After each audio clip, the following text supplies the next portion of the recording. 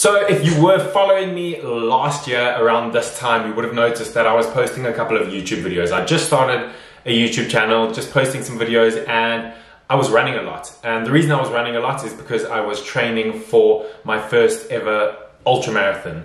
Now, unfortunately, I stopped posting completely. I stopped posting on Instagram about all my running, and I changed my goals. And the reason for that is the race got postponed because of obvious reasons, because of COVID. So luckily my entry has moved to 2022, and I will be racing my first ever ultra marathon on the 12th of March next year, 2022. And now on Instagram, I kind of teased a couple of people with my FedEx box that arrived. I was super happy that it was arriving. I was kind of upset that it didn't arrive on time, so I actually went to FedEx to the warehouse to go and fetch this package because it was going to arrive a day late, and I'm like, it's down the road. So I have received the package. It's actually open, so that box is empty. But the shoes that I got, surprise, surprise, are these Ultra shoes. So literally, they're named Ultra conveniently, but it's A-L-T-R-A, and I thought I'd try them out. So I've generally been running for my whole life with normal shoes, if you want to call it that, with a drop of about 8 millimeters. If you don't know, the drop is the difference between the height of the heel and the height of the forefoot. So essentially an 8 millimeter drop, so 8 millimeter difference between the back height and the front height.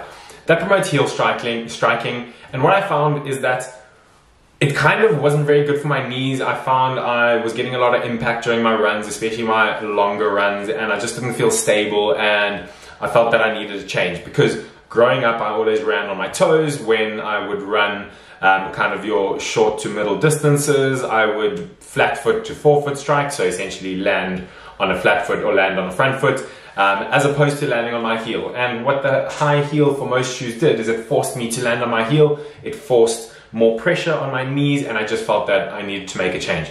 So what I actually did when I stopped running is I bought a pair of these. They're pretty terrible and torn down at the moment because I've had them for quite a while. There's even a hole over there from my toe sticking out. But essentially these are also zero drop, and this is not the thickness of the heel. The heel is like literally that thin. So very thin heel. So I've been walking with these, doing short distances like 5Ks every now and then, feeling a lot better. I have not had heel pain, and that's why I moved to these. These are literally zero drop shoes. They're amazing. They look quite cool at the bottom. I have done my first run in them today, which I'll get to in a second. But essentially I've moved to these, and I'm super excited to start doing my long distances in them. The benefit of these has basically been that there is zero drop, so heel to toe, but there is some cushioning, because if I'm going to be doing ultramarathon distances, which is over 42 Ks, so anything over a marathon, then I'm going to need some form of cushioning, unfortunately, but that's how life works. Otherwise, you're just going to hurt yourself. So I've moved to these. My run today, first run, not too bad, I must say. I literally only did a 5K, and it felt really good. They felt really comfortable at first, but I have big foot feet, and they are super wide. And these, unfortunately, felt not the best. My little pinky toe got a little bit numb at the beginning. So all I did was I loosened the laces a bit. It got a little bit better, but it wasn't 100%. So I will keep you updated on how these feel once I wear them in a little bit. Top tip, you shouldn't have to wear in shoes, so I'm hoping these do get better. If not, I will be doing some research on which other shoes I can use that are maybe a little bit wider on the front. If you compare the two, these are clearly pretty wide at the front. These look wider, but I think that's just because of the pattern. But my foot definitely sticks out a little bit more on the side over here. But all in all, they're very comfortable. I'm super excited to do longer distances, but that is what I got, and I'm keen to get them going. These are the Escalante Racers, just so you know. So if you have any other suggestions on shoes that may be a little bit wider, feel free to let me know in the comments below. So essentially what I wanted to jump on here to actually also tell you is why I'm doing the ultra marathon. So a lot of people are like, you are crazy, why would you want to do that? Obviously I haven't had any kind of bashing or anything. Everyone's been pretty supportive that I've let know that I'm going to be doing this. But why are you doing an ultra marathon? First of all, to let you know what the distance is, it's going to be 125 kilometers, which I think, if I can remember correctly, is about 75 or 78 miles. So it's pretty long. I've literally never done a marathon race before, so I'm going to be jumping straight from just OCR, obstacle course racing. The longest race I did there was a 21k, so a half marathon, to 4 months of training to 125 kilometers. So I'm going to have a lot of struggles, which I'll talk about in a second. But essentially the reason I am doing it is mainly because I want to see how far I can push myself. I like to challenge myself. I've always wanted to kind of do some sort of competition. As soon as last week I started my training, my motivation just went through the roof. I know that will stick around because I love running, I love competing, I love training for competition, so that will stick around. But the challenge is just going to help me kind of with my physique, with like my health, and also just my mindset, because that will be one of the biggest challenges going through this. In terms of my training, like I said, last week was my first kind of week back in running. I've literally been doing no running. So no running, just strength training, increasing my mass. I'm up to about 90 to 92 kgs. My normal weight is around 100, is around 86 kgs, kind of when I'm a bit leaner. So I've gone up to about 90 to 92 kgs, fluctuating obviously. And what I'm going to do is I'm going to start my running, start slowly, and that's the most important thing that you should consider. So when you are training for any sort of running, the golden rule, as everyone knows, if you do any sort of running training, is do not increase your mileage by more than 10% per week.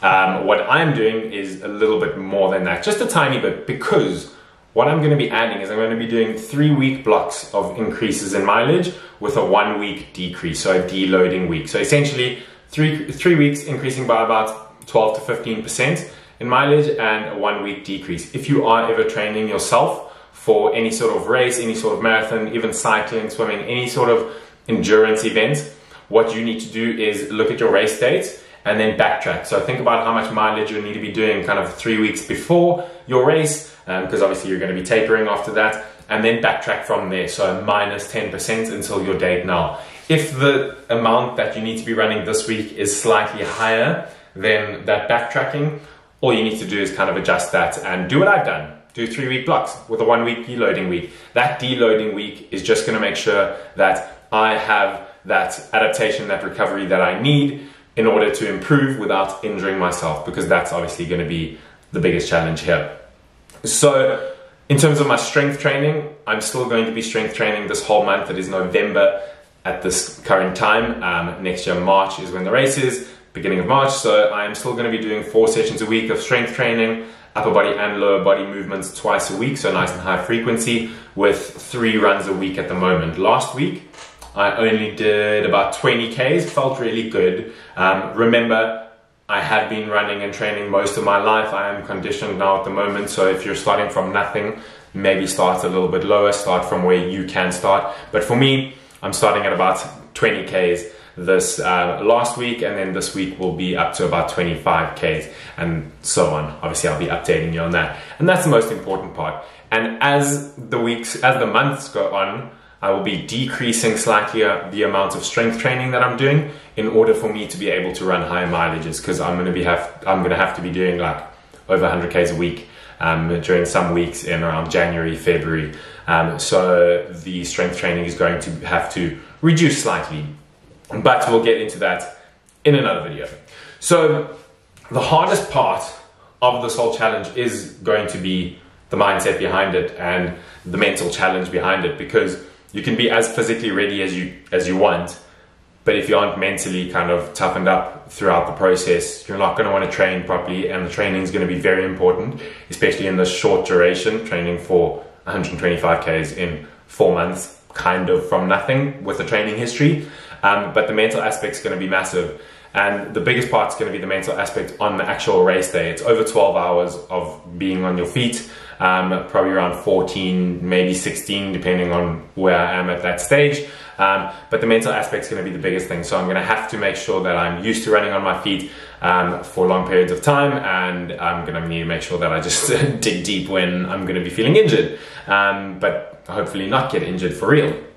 And one of the second things that I'm going to have to focus on is not losing too much weight. Obviously, that's one of my big goals most of the time, is to kind of be one of those hybrid athletes. I hate that name, it's starting to become overused, but essentially I want to maintain as much muscle as possible, and that's what I'm going to take you through this channel, is how I'm training, how I'm maintaining as much weight as possible, how I'm eating, and all of those sorts of things.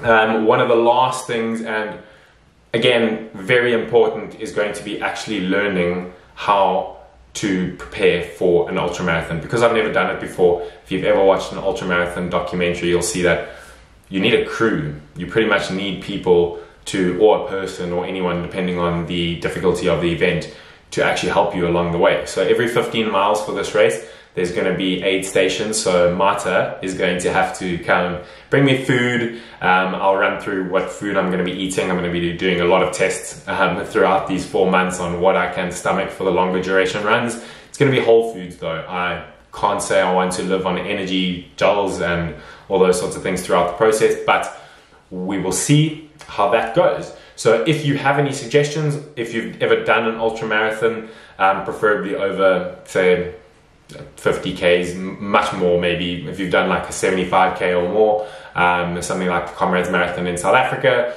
then if you have any suggestions on foods, please let me know. But I've got a base, chatted to a lot of people, done a lot of research, done a lot of testing on myself the last time I was training, but we'll see how it goes. There's going to be a lot of early hours of running, a lot of long duration boring runs, a lot of going to the Peak District, which is a benefit of living in Manchester now, and just having that time on my feet with optimal recovery.